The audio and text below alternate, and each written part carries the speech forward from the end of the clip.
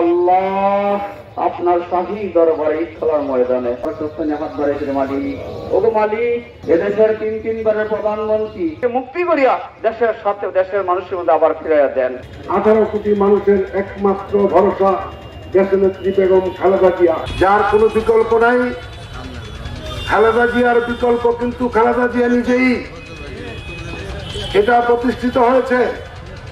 আজকে বাংলাদেশের 18 কোটি মানুষের 36 কোটি হাত এই দেশমাতার জন্য কিন্তু দোয়া করছেন।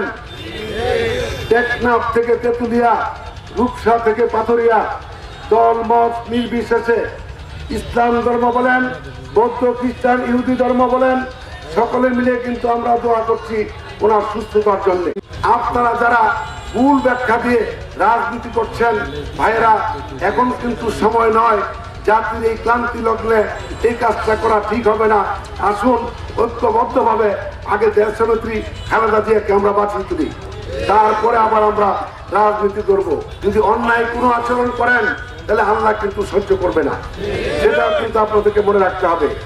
আমরা একই দলের মানুষ, আমরা মুসলমান, আমরা সকলে মিলে আল্লাহর কাছে যদি দোয়া করি, অবশ্যই উনি কিন্তু আমাদের দোয়া ফেলবেন না।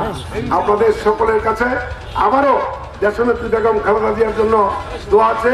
সুস্থতা কামনা করে উনি আমাদের মধ্যে ফিরে আসুন। আল্লাহ হাফেজ। আসসালামু আলাইকুম।